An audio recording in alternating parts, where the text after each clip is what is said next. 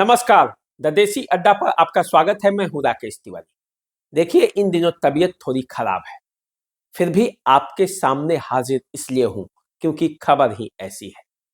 सिवान एक बार फिर देश भर में सुर्खियों में है। सुर्खियों में इसलिए है क्योंकि सिवान की राजनीति में जिस तरह से उथल पुथल मची है, उसको लेकर राष्ट्रीय स्तर पर भी चर्चा हो रहा है। चर्चा इसलिए हो रहा है क्योंकि इससे एनडीए के रिश्तों में भी कई तरह की बातें हो सकती हैं। क्या एनडीए का चेहरा और चरित्र बदल रहा है? बात इस पे भी हो रही है क्योंकि सिवान, जो कभी शहाबुद्दीन के जमाने में अक्सर सुर्खियों में रहता था, एक बार फिर सुर्खियों में है। और सुर्खियों में इसलिए है क्योंकि एनडीए के प्रमुख सहयोगी दल लोजपा रामविलास ने फिर से सिवान में दो, जिन पर अपराध के कई आरोप हैं, उन्हें अपने पार्टी में शामिल करा लिया। रईस खान और अयूब खान, खान बंधु के नाम से सिवान में मशहूर हैं। इन्हें लोजपा रामविलास ने सहुली के खेल ग्राउंड मैदान में भारी जनसभा, भारी लोगों की उपस्थिति के बीच अपने दल में शामिल करा लिया। अब इसके बाद सिवान की राजनीति में कई तरह का परिवर्तन आ गया है। एनडीए के अंदर के नेता भी बेचैन हैं और एनडीए के बाहर के नेता भी बेचैन। एक तो मामला ये है। दूसरा मामला, मनीष कश्यप सिवान पहुंचकर जिस तरह से शहाबुद्दीन और खान बंधु के बारे में बोले, उसके बाद से उनके बयान पर सिवान में खलबली मची हुई है। कई आरजेडी के कार्यकर्ता या शहाबुद्दीन के समर्थक कहिए, वो नाराज है मनीष कश्यप से, उनके खिलाफ बोल रहे हैं। मनीष कश्यप ने ये कहा था कि सिवान वो धरती है जहां पे अपराधियों का मनोबल बढ़ रहा है, जहां पे अपराधियों को पार्टी में शामिल कराया जा रहा है, जहां पे शहाबुद्दीन ने एक पत्रकार के ऊपर तेजाब डलवा दिया। हालांकि ये तथ्यात्मक गलती है। ये जो शहाबुद्दीन पर जो आरोप है वो किसी पत्रकार को लेकर नहीं, बल्कि एक व्यवसायी हैं, चंदा बाबू व्यवसायी थे, अब तो इस दुनिया में है भी नहीं। उनके बेटों पर लेकर ऐसा मामला, आरोप दर्ज था। पत्रकार राजदेव रंजन की हत्या हुई थी, लेकिन उन्हें तेजाब से नहलाया नहीं गया था। तो ये मामला था, इसको लेकर सिवान सुर्खियों में रहा।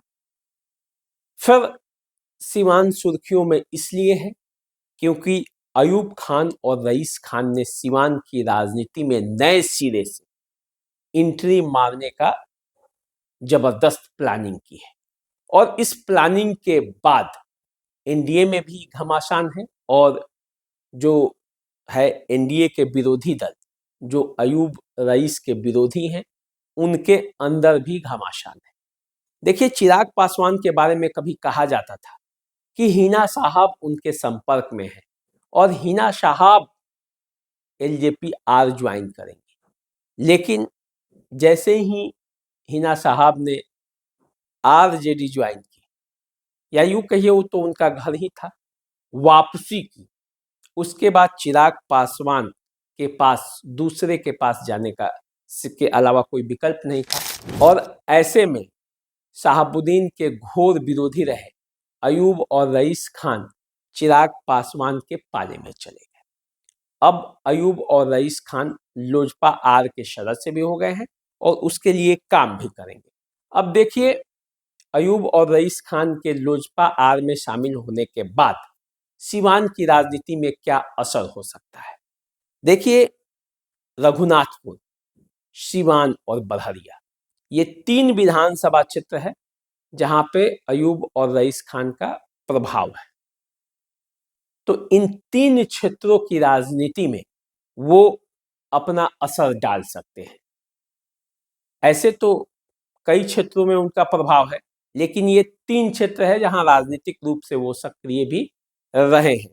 तो यदि चुनावी टिकट की बात होगी तो इन 3 क्षेत्रों का समीकरण गड़बड़ा सकता है, क्योंकि सिवान बीजेपी के कोटे का सीट है। बरहरिया जो है वो जनता दल यूनाइटेड के कोटे का सीट है और रघुनाथपुर जो सीट है वो भी जनता दल यूनाइटेड के कोटे का सीट है।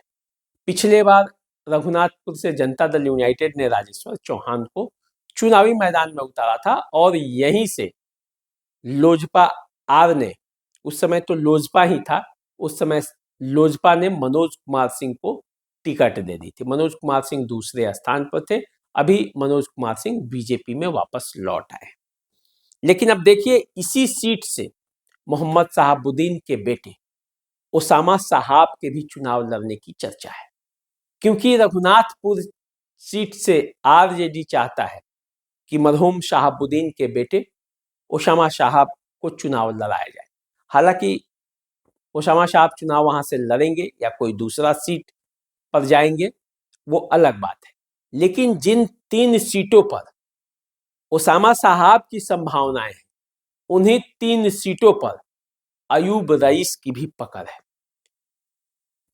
तो ऐसे में मुस्लिम वर्सेस मुस्लिम ये सीवान की राजनीति में फिर एक नए प्रयोग का दौर होगा, क्योंकि चाहे शहाबुद्दीन अभी इस दुनिया में हो या ना हो, लेकिन उनके कार्यकर्ता और उनकी पकड़ आज भी सीवान में मौजूद है और कई चुनावों में इसका असर लोग देख सकते हैं। जो बीता हुआ चुनाव था लोकसभा का, उसमें भी निर्दलीय प्रत्याशी के तौर पर चुनाव लड़कर हिना साहब दूसरे स्थान पर थी और बड़ी मजबूत तरीके से चुनाव लड़ी थी। राजद ने जिसे प्रत्याशी बनाया था अवध बिहारी चौधरी को, जो अभी सीवान के निवर्तमान विधायक है, वो भी तीसरे स्थान पर पहुंच गए थे। उन्हें वो टक्कर नहीं दे पाए। जनता दल यूनाइटेड और बीजेपी के सहयोग से चुनाव लड़ी विजय लक्ष्मी कुशवाहा चुनाव जीत गए। लेकिन इन तमाम परिस्थितियों के बावजूद मोहम्मद शहाबुद्दीन के परिवार का अब भी मुसलमानों पर खासा पकड़ है और ऐसे में जब एक और मुस्लिम एनडीए के खेमे से जब जुटेंगे तो फिर मुसलमानों के सामने क्या विकल्प होगा ये आने वाले समय में पता चलेगा। देखना है कौन किसको किसके पाले में ले जाता है। हालांकि ऐसी चर्चा है कि चिराग पासवान सीवान में कम से कम एक सीट चाहेंगे और यदि एक वो सीट रघुनाथपुर होगा तो फिर लड़ाई जबरदस्त होगी, क्योंकि इसी रघुनाथपुर विधानसभा क्षेत्र में शहाबुद्दीन का घर भी आता है और उसामा साहब को लेकर भी चर्चा है कि यहाँ से वो चुनाव लड़ेंगे। और इसीलिए सीवान की राजनीति में इतनी गर्मी देखी जा रही है कि जब खान बंधु और शहाबुद्दीन का परिवार जब आपस में यदि टकराने की नौबत आ जाएगी तो फिर राजनीति किस करवट मोड़ लेगी, क्योंकि सीवान की राजनीति इधर पिछले कुछ वर्षों से फिर शांत प्रवृत्ति की हो गई थी। यहाँ पे उस तरह के गर्माहट देखने को नहीं मिल रही थी। लेकिन यदि खान बंधु और फिर शहाबुद्दीन परिवार एक दूसरे के आमने सामने होते हैं तो फिर चुनावी राजनीति में गर्माहट देखने को मिल सकती है। ओम प्रकाश यादव जो कि सीवान के पूर्व सांसद हैं, सीवान के पिछले बार के विधानसभा के प्रत्याशी भी रहे थे, चुनाव हार गए थे। शहाबुद्दीन के परिवार को पराजित करने वाले पहले व्यक्ति ओम प्रकाश यादव ने अब ये कहा है, अब राजनीति में नीति और सिद्धांतों की कोई बात रह नहीं गई है।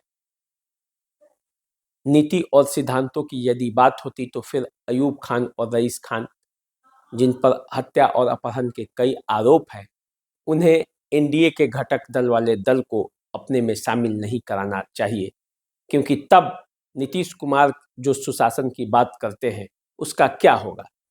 जंगल राज की बात जो हम लोग करते हैं वो तो बेमानी साबित हो जाएगी, क्योंकि जिस तरह से अपराध और अपहरण के कई आरोप अयूब खान और रईस खान पर हैं, उसके बाद अपराध के बारे में बोलना हम लोगों के लिए सहज नहीं रह पाएगा। तो देखिए सीवान की राजनीति में कई तरह की गर्माहट है, कई तरह की अकुलाहट है, बेचैनी है। राजनेताओं को अब नए सिरे से रणनीति बनानी पड़ेगी, रणनीति को संवारना पड़ेगा, क्योंकि समीकरण का घोल मट्ठा जो है वो हो गया है। और जब इस घोल मट्ठा को जब घोल कर जब एक बार नए सिरे से देखा जाएगा, तब पता चल पाएगा कि आखिर इसका असर क्या हो रहा है। हालांकि अभी चुनाव देर है, चुनाव आते आते पूरा परिदृश्य क्लियर होगा। तब तक आप भी इस पर नज़र बनाए रखिए, हम भी नज़र बनाए रखते हैं।